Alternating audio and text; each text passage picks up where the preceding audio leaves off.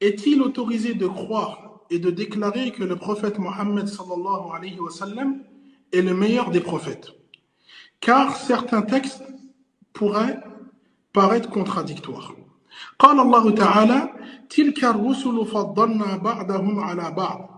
Allah Azza wa Jalla dit dans Surat Al-Baqarah, donc Surat 2, verset 253, à certains de ces messagers, nous avons accordé davantage de faveurs qu'aux autres. De même, Allah Azza wa Jalla dit وَلَقَدْ فَضَّلْنَا بَعْضَ النَّبِيِّينَ عَلَى بَعْضٍ.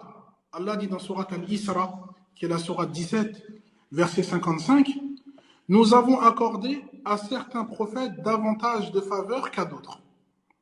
Donc Allah nous informe dans ces deux versets qu'il a privilégié et favorisé certains prophètes à d'autres. Tandis que dans la Sunna, on retrouve dans certains hadiths que le prophète sallallahu alayhi wa sallam a dit La tufaddilu bayna al-anbiya, qui veut dire ne favorisez pas un prophète à un autre. Wa fi riwayatin la tukhayyiru ou la tukhayyiruni ala Musa. Et dans une autre version du hadith, ne me préférez pas au prophète Moussa. Ou encore, ne déclarez pas que je suis meilleur que Moussa. وفي رواية أخرى لا ينبغي لعبد أن يقول إني خير من يونس ابن متى. Et dans une autre version du hadith, le prophète sallallahu alayhi wa sallam dit il ne convient pas à un serviteur de dire que je suis meilleur que le prophète Yunus.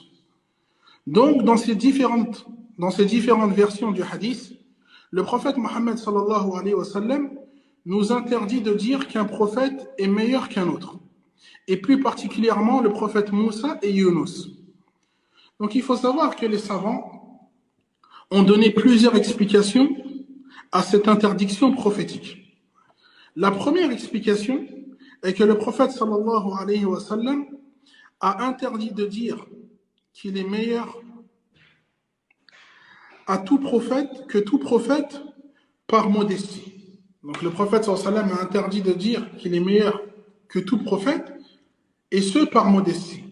La deuxième explication qui a été donnée est que le prophète sallallahu alayhi wa sallam a interdit qu'on favorise ou bien qu'on privilégie un prophète à un autre afin d'éviter tout dénigrement et rabaissement.